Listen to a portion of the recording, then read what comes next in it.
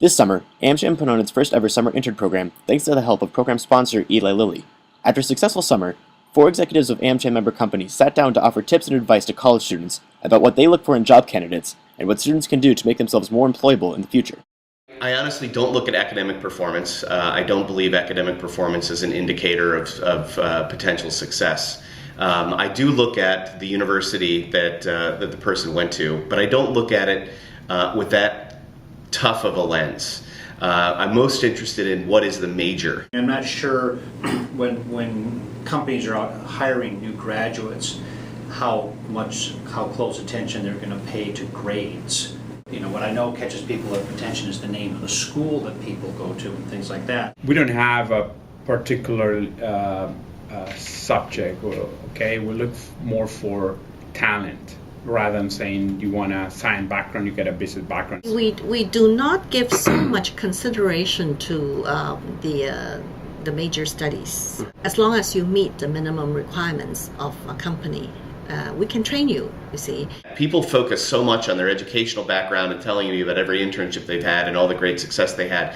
The first thing I look for is I drop right to the bottom and I look at hobbies and activities and what did they actually do? What makes this person interesting? I'm looking for, is this an interesting human being? If it's an interesting human being, then I'll go up and look at the top and see, okay, what's their educational background and where have they worked, and I'll assemble that narrative. But if I drop to the bottom and I look at it and I say, wow, this is a boring person, he might be the smartest person in the world, but I'm not going to look at the resume because I don't want to hire somebody that has the potential to be boring. To tell you frankly, just looking at the resume, actually, it really doesn't tell you much. You can only identify the schools, the scores, etc. What activities have they participated in. The real thing is the interview. We are looking for professional people. Professional not meaning that when you have working experience, you are professional.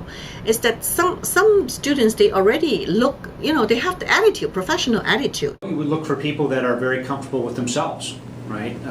That on the one hand, it's always a question of balance. People that are extremely shy often don't interview very well. And if we present them to a client, that may not go as well as we'd like it to go. But on the other hand, the chest bangers, people are a little bit too full of themselves and are a bit arrogant, also don't do well. We look at the academic records, but we also look at performance, we look at leadership, and then we look for values, okay? That's something very important for us, and make sure that the person really demonstrate the values that we as a company carry. We look for people that have a track record. It's more important to have a good track record of experience and success than simply a number of titles on a resume. Internships, I think, can be very beneficial, and they show that someone takes initiative. They're aggressive. They're and they have they're goal oriented. So if it's an internship within a business, even a political organization or some type of volunteer work. I aggressively pursue bringing people in for internships. Students that I bring in, their passion seems to be getting degrees in college. Their passion is not working. And I've had a number of people that have come here in the middle of a master's degree program, and they did this as kind of an internship.